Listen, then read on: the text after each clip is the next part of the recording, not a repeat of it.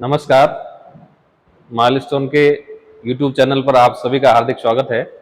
आज साइंस के एक टॉपिक की क्लास लेकर आपके समक्ष हाजिर हूँ। एक ऐसा टॉपिक है जो सभी प्रतियोगी परीक्षाओं के लिए महत्वपूर्ण है और विशेष रूप से इस टॉपिक के अंदर आरएस का जो सिलेबस है उसके अकॉर्डिंग क्लास चलेगी। आरएस के अंदर प्री और मेंस दोनों में ये टॉपिक है।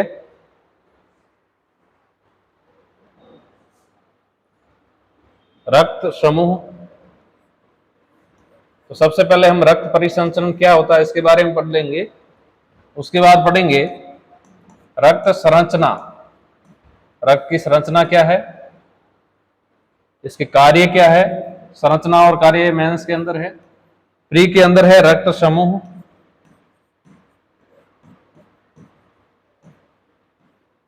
रक्त समूह, रक्तदान, ये टॉपिक पढ़ेंगे। आरएच कारक,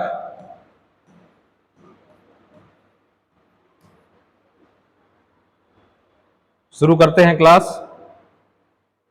सबसे पहले रक्त परिसंचरण के बारे में बेसिक जानकारी देख लें कि रक्त परिसंचरण का क्या महत्व है और रक्त परिसंचरण है क्या।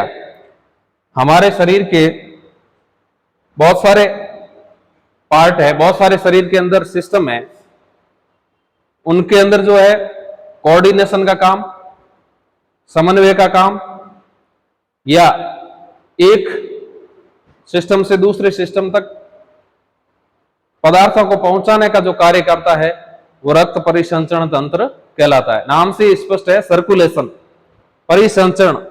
तो परिसंचरण इसको ऐसे समझ लो, सामान्य भाषा में हम कह सकते हैं इसके पास यातायात का ठेका है। यातायात का काम हम सब जानते हैं क्या होता है, वस्तुओं को एक जगह से दूसरी जगह तक ट्रांसपोर्ट करना, पहुंचाना।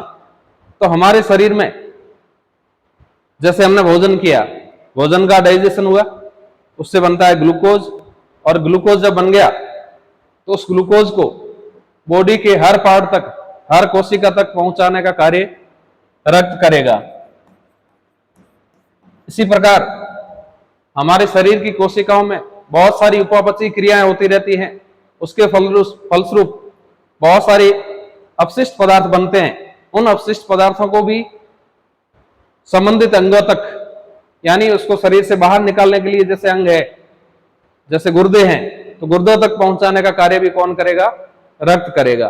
तो रक्त परिसंचरण तंत्र, तो रक्त परिसंचरण तंत्र की अगर बेसिक बात करें, सभी जीवों की अगर बात करें, तो रक्त परिसंचरण तंत्र दो प्रकार का पाया जाता है। मनुष्य सहित स्तनधारियों में जो रक्त परिसंचरण तंत्र पाया जाता है वो बंद प्रकार का रक्त परिसंचरण तंत्र है। और बंद प्रकार के रक्त परिसंचरण तंत्र का अर्थ है कि वाहिकाएं, हमारा जो रक्त है शरीर के अंदर खुला नहीं बहता है। विशेष प्रकार की रक्त वाहिकाएं हैं, रुधिर वाहिकाएं हैं, उनके अंदर ये रक्त संचरित होता है। मानव के अंदर वाहिका दो प्रकार की होती है, आपने नाम सुना होगा, धमनियां और दूसरी है शिराएं। तो इन धमनियों और शिराओं के अंदर, इन वाहिकाओं के अंदर रक्त परिसंचरित होता रहता है। और इस रक्त को परिसंचरित करने का काम कौन करता है? हृदय। हृदय एक प्रकार से हमारे शरीर का, हमारी बॉडी का एक मोटर है जो रक्त को परिसंचरित करता है, हमेशा रक्त को चलायमान रखता है और रक्त वाहिकाओं में रक्त चलता रहता है। कुछ ऐसे प्राणी होते हैं जिनमें, जैसे आपने देखा होगा, कीट वगैरह जो होते हैं, एनेलिडा के प्राणी जो होते हैं, उनमें खुला रक्त परिसंचरण तंत्र पाया जाता है। कभी छोटे एग्जाम में पूछ लिया जाता है निम्नलिखित में से किस प्राणी में खुला रक्त परिसंचरण तंत्र पाया जाएगा, तो उसके लिए याद रखें ये जो कीट वगैरह है, ऑर्थोपोडा के जो सदस्य हैं, मोलस्का के हैं, इनमें खुला रक्त परिसंचरण तंत्र पाया जाता है। खुला रक्त परिसंचरण तंत्र का अर्थ यह है कि उसके अंदर रक्त वाहिकाएं नहीं होगी, जो बॉडी की कैनाल है उसके अंदर रक्त जो है वो खुला ही रहेगा। तो रक्त परिसंचरण तंत्र की अगर बात करें तो इसमें 3 पार्ट आएंगे। एक तो रक्त खुद, यानी हम रक्त के बारे में पढ़ेंगे, रक्त की संरचना क्या है उसके बारे में पढ़ेंगे, इसका स्ट्रक्चर, दूसरा है हृदय और तीसरा है रुधिर वाहिकाएं। अगर सामान्य भाषा में, आसान भाषा में अगर समझना हो तो इस तरीके से समझ ले कि ये जो रक्त है ये तो है सवारी, और ये बैठती कहां है? रक्त जो है ये चलेगा, इसकी सड़कें हैं रुधिर वाहिकाएं, इसके अंदर ये चलेगा, सर्कुलेट होगा, पूरी बॉडी के अंदर सर्कुलेट होगा। और पावर का काम जो कौन करेगा? हृदय करेगा। हृदय हर समय धड़कता रहता है और बॉडी के अंदर रक्त को पंप करता रहता है। तो परिसंचरण तंत्र की बात हुई, अब सीधे रक्त की संरचना की बात करते हैं। रक्त के बारे में जानते हैं। अगर रक्त की परिभाषा पूछे कि रक्त है क्या, तो रक्त एक तरल संयोजी ऊतक है, एक कनेक्टिव टिश्यू है जो कि लिक्विड है। हम सब जानते हैं रक्त का फॉर्म जो है वो लिक्विड है। संयोजी होने का अर्थ क्या हुआ कि ये जोड़ने वाला ऊतक है, एक दूसरे को, अंगों को आपस में जोड़ता है, इसलिए ये तरल संयोजी ऊतक है। अगर ऊतक की बात करें, ऊतक के बारे में आपने पढ़ रखा होगा। ऊतक या टिश्यू, ऊतक क्या होता है? समान संरचना एवं समान कार्य करने वाली कोशिकाओं का समूह ऊतक कहलाता है। ऐसी कोशिकाएं ग्रुप ऑफ सेल्स है, इनका स्ट्रक्चर भी समान हो और इनका फंक्शन भी समान हो, तो समान संरचना एवं समान कार्य करने वाली कोशिकाओं का समूह ऊतक कहलाता है। तो रक्त भी एक तरल संयोजी ऊतक है। और हमारी बॉडी का जो है लगभग 7% भाग जो है वो ब्लड है, वो रक्त है। और अगर ये पूछे कि मानव के शरीर में कितना रक्त पाया जाता है, तो औसतन 5 से 6 लीटर रक्त पाया जाता है। अगर इसकी प्रकृति की बात करें तो इसकी प्रकृति होती है हल्की क्षारीय। आप सब समझते हैं ऐसे पदार्थ जिनका जो है पीएच 7 से कम होता है वो अम्लीय की श्रेणी में आते हैं, वे पदार्थ अम्लीय होते हैं। और 7 से 14, 7 से अधिक और 14 के बीच जिनका पीएच होता है वो क्षारीय प्रकृति के होते हैं। रक्त का पीएच जो है 7.4, कितना है? 7.4। 7.4 का मतलब ये हुआ कि रक्त का जो नेचर है वो हल्का क्षारीय प्रकार है। कई बार छोटे छोटे सवाल किसी परीक्षा में पूछ लिए जाते हैं, रक्त का अध्ययन क्या कहलाता है? तो हेमेटोलॉजी, ब्लड की स्टडी को हम कहते हैं हेमेटोलॉजी।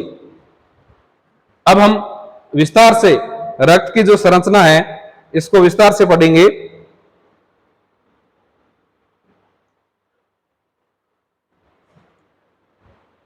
संरचना की बात करें तो इसको विस्तार से पढ़ेंगे। रक्त के अंदर इसको 3 मुख्य रूप से 2 पार्ट में हम बांट सकते हैं। एक, रक्त का जो भाग होता है वो लिक्विड फॉर्म में होता है, और दूसरा जो भाग होता है वो सॉलिड फॉर्म में होता है, उसको कहते हैं रक्त कणिकाएं। और लिक्विड फॉर्म में होता है उसको कहते हैं रक्त प्लाज्मा। तो ध्यान से देखिए, एक तरफ लिखा हुआ है प्लाज्मा, ये लगभग 55% भाग, रक्त का 55% भाग जो होता है वो प्लाज्मा होता है, लिक्विड फॉर्म में होता है। और 45% भाग होता है वो रक्त कणिकाएं होती है। सबसे पहले हम रक्त प्लाज्मा की बात करते हैं। प्लाज्मा में भी 92% वाटर है, पानी है, और इसके अलावा इसके अंदर मिले हुए कार्बनिक पदार्थ होते हैं। देखिए कार्बनिक पदार्थ कौन कौन से हो सकते हैं उनकी बात करें। कुछ प्रोटीन्स होते हैं जैसे ग्लोब्युलिन,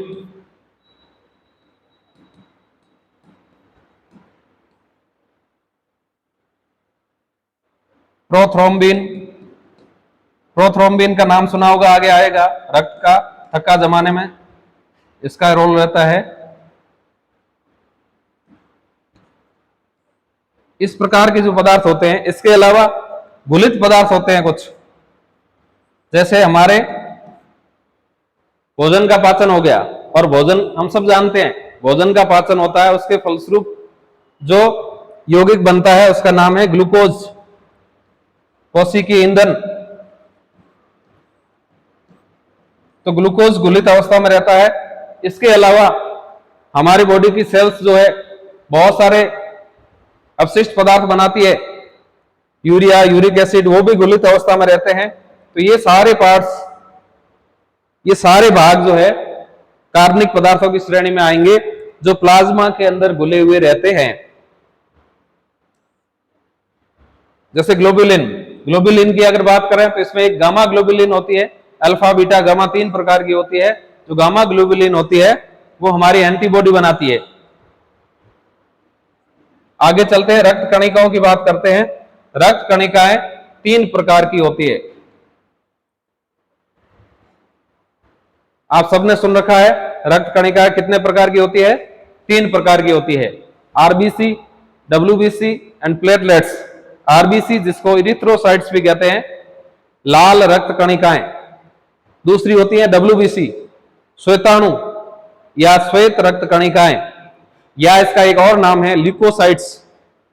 डब्ल्यूबीसी को जहां कहीं भी ल्यूको शब्द आए तो आप समझ जाना ल्यूको का अर्थ है सफेद।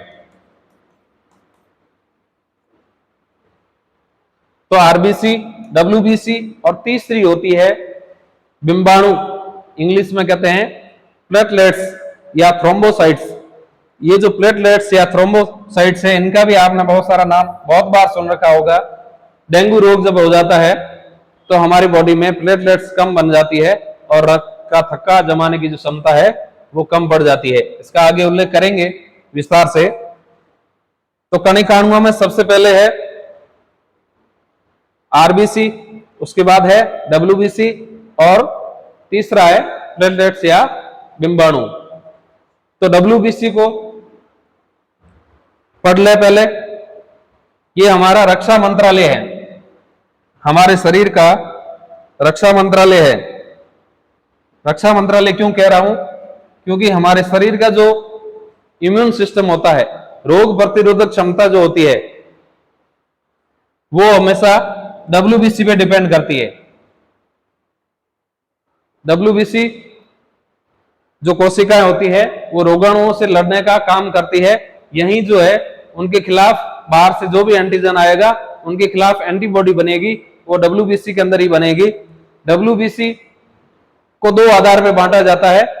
एक तो होती है जिनमें कणिकाएं पाई जाती है, उनको कहेंगे कणिकाणु।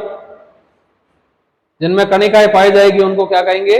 कणिकाणु। दूसरी होती है जिनमें कणिकाएं नहीं पाई जाती है, उनको कहेंगे अकणिकाणु। जिन डब्ल्यूबीसी में कणिकाणु पाई जाती है ये 3 प्रकार की होती है, बेसोफिल, इयोसिनोफिल और न्यूट्रोफिल। याद करने के लिए लिख सकते हैं BEN, बैन। कणिकाणु जो है इसके 3 टाइप है, ध्यान से सुनिए, बेसोफिल, इयोसिनोफिल और न्यूट्रोफिल। बेसोफिल एलर्जी होने पर बढ़ती है। जब भी हमारे शरीर के अंदर एलर्जी हो जाती है, बाहर से डस्ट वगैरह ऐसा कुछ होता है, तब इनकी संख्या बढ़ जाती है, एक्टिव हो जाती है कि भाई कोई न कोई बाहर से गड़बड़ है, एंटीजन आ जाएगा, तो इनकी संख्या अचानक से बढ़ जाती है। और वैसे ये संख्या में सबसे कम होती है हिपेरिन पाया जाता है। हिपेरिन वाहक होता है, वो यहां पर पाया जाता है। हिपेरिन का आपने नाम सुन रखा होगा, ध्यान दीजिए। हिपेरिन जो होता है वो हमारा जो रक्त है उसको जमने नहीं देगा। बॉडी के अंदर रक्त कभी भी नहीं जमता, बाहर आने के बाद उसका थक्का जमता है। तो वो पदार्थ कौन सा है जो बॉडी के अंदर हमारे रक्त को जमने नहीं देता है? कई बार ये प्रश्न पूछा हुआ है, उसका नाम है हिपेरिन। ये हमारे शरीर के अंदर रक्त को जमने नहीं देता है। अच्छा, आगे बात करते हैं इयोसिनोफिल। परजीवी संक्रमण और त्वचा रोग में बढ़ जाती है इयोसिनोफिल। इनकी प्रकृति जो होती है वो अम्लीय प्रकृति की होती है, ये इयोसिनोफिल। और ये बेसोफिल, बेस का अर्थ वैसे भी क्षार होता है, ये क्षारीय प्रकृति क्षारीय रंजक से रंजित हो जाती है। न्यूट्रोफिल न्यूट्रल है, संक्रमण होने पर सबसे पहले बढ़ती है और संख्या में सर्वाधिक है। अब दूसरी साइड्स की WBC की बात करते हैं, जो जिनमें कणिकाणु, ये जो सेल्स होती है पहले जो पढ़ी है ना, इसमें कणिकाणु पाए जाते हैं, ऐसे कणिकाणु पाए जाते हैं, जबकि इस प्रकार की जो होती हैं इनमें कणिकाणु नहीं पाए जाते हैं, तो इसको कहेंगे अकणिकाणु। अकणिकाणु दो प्रकार की है, monocyte and lymphocyte. Monocyte and lymphocyte, M and L Mangilal. Monocyte and lymphocyte दो प्रकार की है। इसमें विशेष रूप से लिम्फोसाइट का नाम आपने सुना होगा। लिम्फोसाइट जो होती है ये काफी महत्वपूर्ण है, कई बार हमने नाम सुना होगा इसका। ये भी कई प्रकार की होती हैं, उसमें से बी लिम्फोसाइट और टी लिम्फोसाइट महत्वपूर्ण है। आपने पढ़ा होगा एड्स रोग में टी लिम्फोसाइट की संख्या कम बढ़ जाती है। टी लिम्फोसाइट, एड्स एक ऐसी बीमारी है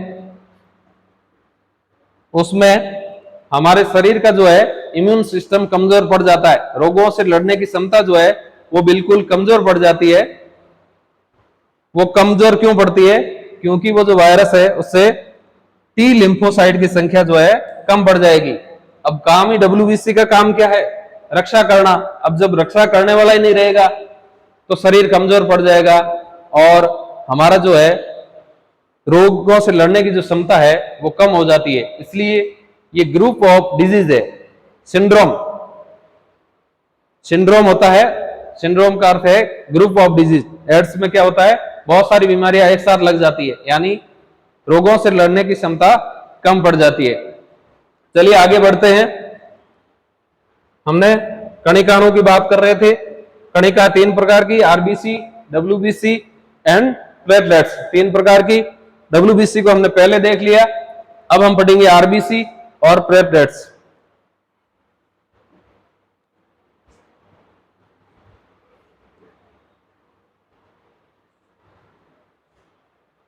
RBC हमारे रक्त के अंदर सर्वाधिक संख्या में पाई जाने वाली कणिका है, बहुत महत्वपूर्ण है। महत्वपूर्ण होने का कारण यह है कि RBC के अंदर पाया जाता है हीमोग्लोबिन, और हीमोग्लोबिन वह यौगिक है जो हमारे ऑक्सीजन का परिवहन करता है। कई बार परीक्षा में पूछ लिया जाता है, हीमोग्लोबिन का कार्य भी एक बार पूछा हुआ है कि हीमोग्लोबिन का कार्य क्या है। तो हीमोग्लोबिन का कार्य है ऑक्सीजन का परिवहन करना। तो RBC के अंदर हीमोग्लोबिन पाया जाता है। RBC के बारे में बात करें,